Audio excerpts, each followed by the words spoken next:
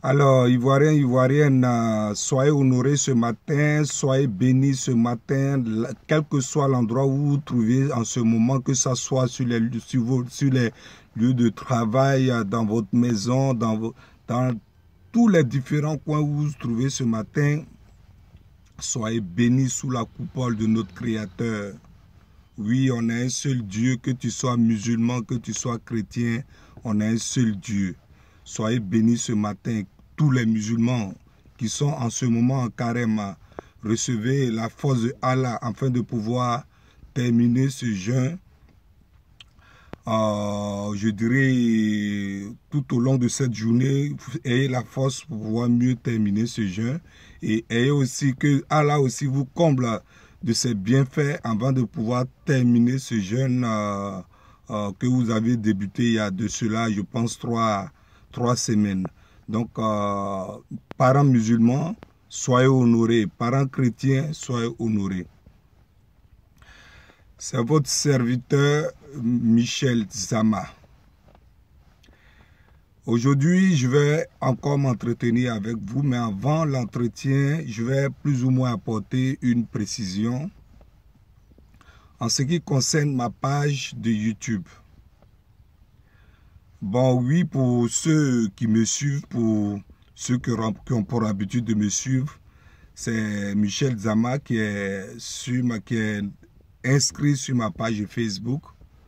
Mais j'ai décidé d'améliorer un peu les choses, puisqu'on dit chez nous les Ivoiriens, tout nouveau, tout beau. Donc, je veux plus ou moins changer un peu le nom de ma page, mais je vous promets que je suis la même personne qui vous entretient, ou encore je serai la même personne qui vous entretient. Je serai la même personne qui aura les mêmes idées, la même personne qui fera plus ou moins des commentaires, des analyses sur la situation sociopolitique de chez moi en Côte d'Ivoire. Pour dire en un mot que mes idées ne changeront pas, il n'y a que seul ma page, le nom de ma page qui changera. Donc, dorénavant, si vous êtes sur ma page et que vous voyez un autre nom, ne soyez pas surpris. Ne pensez pas à une autre personne. C'est toujours moi, Michel Zama. Alors, comme ça, le nom que j'ai décidé de donner à ma page, c'est La Voix de Lakota. Oui, La Voix de Lakota, parce qu'on a toujours dit la charité bien ordonnée commence par soi-même. Je suis de Lakota, plus ou moins, c'est vrai que sur la toile, là, il y a des gens de chez moi qui s'expriment sur la toile, mais je me joins aussi à ces personnes-là pour apporter notre voix, la voix de mes parents qui ne se font pas aussi entendre. Parce que tout le monde aussi n'allait pas parler à la fois. Raison pour laquelle j'ai décidé de baptiser à nouveau ma page La Voix de Lakota. Si vous voyez La Voix de Lakota sur ma page, je suis la même personne, j'aurai les mêmes idées et la même conviction. Ma conviction ne changera pas, mon opinion ne changera pas. Donc, voici un peu de quoi il s'agit, de quoi ma page, ou encore il s'agit un peu de ce à quoi ma page va ressembler la prochaine fois. La photo, elle restera, s'il le faut, mais c'est le nom qui changera. Donc, voilà un peu. Je n'allais pas aussi plus ou moins commencer la vidéo en vous disant de la liker, en vous disant aussi de la partager, en vous disant aussi de vous abonner massivement sur ma chaîne pour qu'ensemble on puisse discuter, pour qu'on puisse débattre de la situation du pays. Ok, donc sans oublier, sans plus tarder, je vais faire un big up ou encore des big up. Excusez-moi pour ceux qui n'entendront pas leur nom, mais sachez que vous tous qui me suivez, j'ai vos noms qui sont répertoriés et à chaque fois que je ferai des vidéos, je n'oublierai pas de vous saluer. De passage comme ça, je salue Jean Ster Oku et Laurence Apo. Je salue aussi ou encore un grand big up à Joe Pistol depuis les États-Unis, à Maman Sati Sanogo depuis Rennes et à Fulcha Kwame, Akram Dabo et Eriko Erika. Soyez tous salués, soyez honorés, sans oublier aussi Fleur d'Afrique et Rosa Parks. Donc, pour ceux plus ou moins qui n'ont pas entendu leur nom, je vous aime et recevez encore un big up de ma part, quelles que soient vos positions. Bon, aujourd'hui, le point d'aujourd'hui concerne un peu la conférence de presse qui s'est tenue il y a 72 heures de cela, la conférence de presse du FPI, que le président par intérim ou encore le secrétaire général du FPI, en l'occurrence le docteur Assoa Adou, a fait il y a 72 heures. Alors, dans cette conférence, il y a des points qui ont été soulevés, à savoir la réconciliation, la négociation. Le FPI décide de négocier avec le pouvoir en place. Chose qui a été déjà faite quand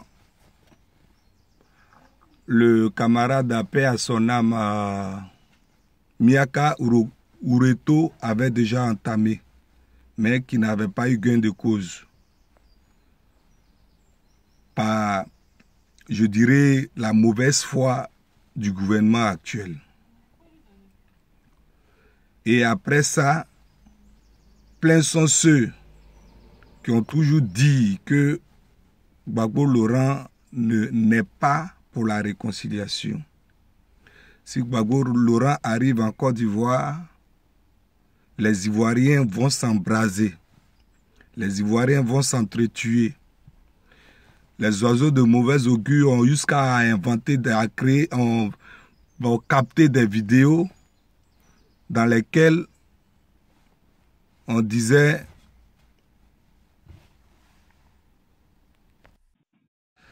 excusez-moi, j'ai été interrompu par un appel. Là. Donc, j'étais disant,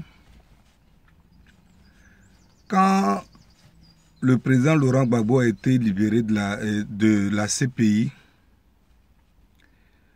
toute la Côte d'Ivoire était, était dans une liesse de joie populaire, pour dire plus ou moins que toute la Côte d'Ivoire était heureuse. Ce n'est pas moi qui l'ai inventé, c'est des vidéos que nous tous on a vues. Mais ça n'a pas empêché les gens de mauvaise foi pour dire que si Laurent Gbagbo rentrait en Côte d'Ivoire, les Ivoiriens allaient s'entretuer. Il allait avoir une guerre civile. Jusqu'à ce qu'ils aient des vidéos qu'ils ont interprétées pour dire, des vidéos dans lesquelles on disait que si Gbagbo, quand Gbagbo est libéré, s'il rentre, on va tuer tous les musulmans. Les gens ont prononcé ces phrases-là. Les gens de mauvaise foi ont fait tout pour ternir encore l'image du monsieur. Pourtant, nous savons qu'aujourd'hui, 75% au moins de la population ivoirienne réclame le président Laurent Gbagbo. Tout ça, on sait. Mais jusqu'au jour d'aujourd'hui, il y a des personnes qui veulent toujours ternir l'image de ce monsieur. Raison pour laquelle ils ont dit que c'était ces partisans qui ne voulaient pas négocier avec le gouvernement. Voilà, 72 heures, il y a 72 heures de cela, une conférence de presse a été faite par Assoa Adou. Et dans ce communiqué, ou encore dans cette conférence, il y a un point qui a été soulevé, à savoir, le FPI se met à la disposition du gouvernement pour pouvoir discuter, rien que pour établir la paix en Côte d'Ivoire.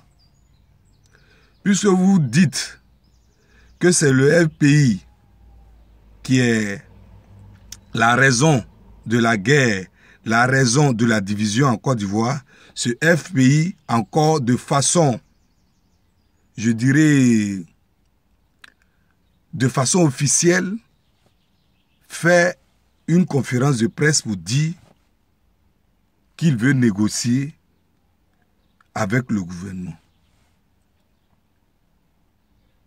Mais voilà que le lendemain, après la conférence de presse, il y a quelqu'un qui fait une interview.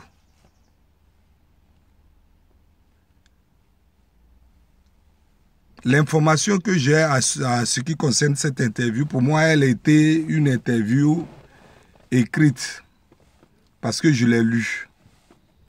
Ce n'était pas une vidéo. En l'occurrence, comment il s'appelle cet homme-là? Joël Nguessan. Oui, Joël Nguessan, parce que c'est le but de ma vidéo aujourd'hui. C'est lui. C'est à lui que je vais parler. C'est à lui que je vais m'adresser. Pour ceux qui connaissent Joël Nguessan, je veux savoir réellement qu'est-ce que cet homme-là a contre le président Laurent Gbagbo. Parce que moi, il y a des choses, je ne sais pas. Je ne sais pas réellement qu'est-ce qu'il a contre le président Laurent Gbagbo. Je pose la question parce que c'est quelqu'un qui a des agissements, je dirais, très malsains vis-à-vis du président Laurent Gbagbo. Quand il s'agit de Laurent Gbagbo, Joël Nguessan a toujours des propos, je dirais, méchants. Voilà quelqu'un, Draman a réuni des personnes en Côte d'Ivoire pour aller témoigner contre Gbagbo. Joël Nguessan a fait partie de cette délégation, de ces témoins-là. Il est allé raconter sa vie à la CPI. Il n'y a pas eu de gain et cause. C'est-à-dire, il n'a pas pu atteindre son objectif. Depuis que la crise a commencé en Côte d'Ivoire, Joël Nguessan, quand il s'agit de Laurent Gbagbo, Joël Nguessan est toujours nourri des idées malsaines, rien que pour ternir ce monsieur-là. Alors, je me demande, parce que chez nous les Africains, de façon générale, si quelqu'un a cherché ta femme, a couché avec ta femme, c'est là que tu peux lui en vouloir jusqu'à ce point-là.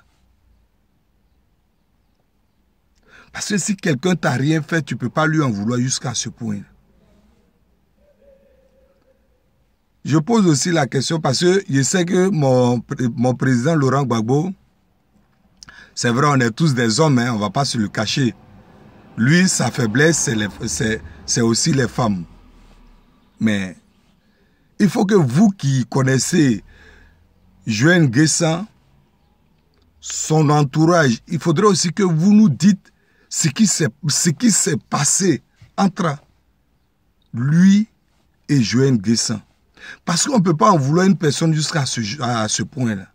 Tu allais à la CPI pour témoigner contre le monsieur. Pour finir, il a été acquitté.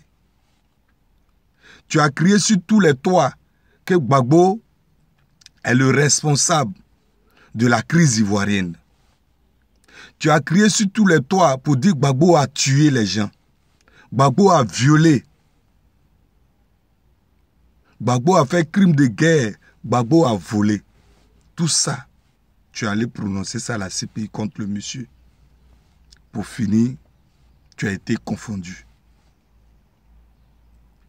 Aujourd'hui, ce même homme, ce même homme, je dirais, à qui tu as traité de tout, son parti fait une conférence de presse en son nom pour dire qu'il est prêt à négocier avec vous. Et toi, le lendemain, parce que ce que je ne comprends pas, les hommes de Ouattara, les hommes de Dramane, vous n'êtes pas obligés de vous montrer loyaux de façon, je dirais, bête. Je m'excuse du mot. Parce que pour te montrer quand même loyal vis-à-vis de ton chef, si c'est dans les propos, il faut dire quand même des choses qui sont convaincantes. Il faut dire des choses qui ont un sens. Il ne faut pas jouer les loyaux parce qu'il faut jouer les loyaux. Voilà une qui a fait la dernière fois une sortie en disant qu'il n'y a pas eu de génocide, ouais. Sinon, elle, étant ouais, s'il y avait une génocide, ouais. S'il y avait un génocide, ouais, autant pour moi, elle n'allait pas être en vie. Pour une personne qui est guérie. Pour une personne qui a été allaitée par un saint guéri, à prononcer ça. Rien que pour faire plaisir à son mentor. On peut servir Ouattara et rester dans son coin sans dire des bêtises.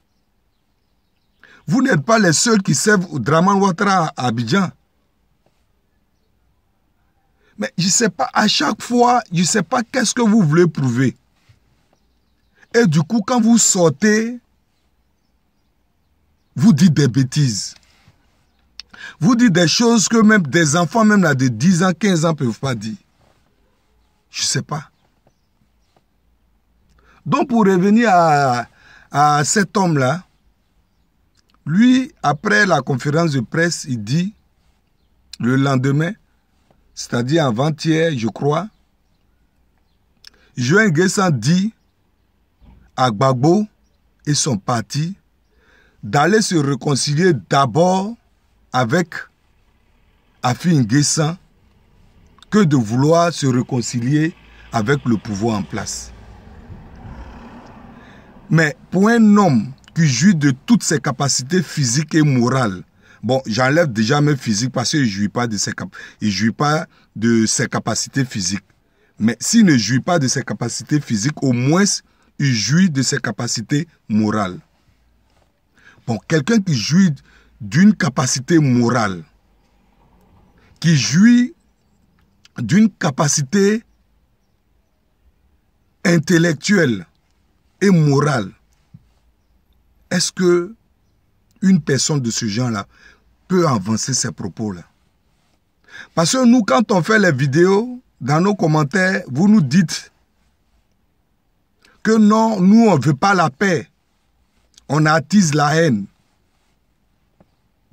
Mais ce que vous avez trouvé comme porte-parole de votre parti qui dit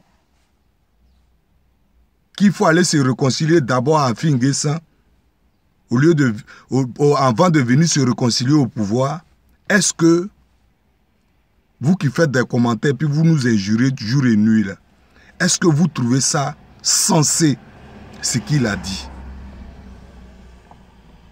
Est-ce que l'intérêt d'Afin-N'Guessan prime sur la nation? Parce qu'on sait plus ou moins que Afin-N'Guessan, en ce qui concerne le FPI, Afin-N'Guessan est une coquille vide. Donc nous, on ne parle pas d'Afin-N'Guessan. Et pour commencer, on sait plus ou moins que c'est vous-même, Joël N'Guessan, avec tes parents, avec, autant pour moi, avec ton parti, qui avait désuni, qui avait créé la fissure au niveau du FPI. Donc si le FPI, dans son ensemble, décide de discuter avec le pouvoir pour qu'il y ait la paix en Côte d'Ivoire, est-ce que ce n'est pas normal? Est-ce que ce n'est pas normal? Est-ce que ce n'est pas humain ce que le FPI a fait? La Côte d'Ivoire, Joël N'Guessan, c'est ton pays. Ce n'est pas le pays de quelqu'un d'autre.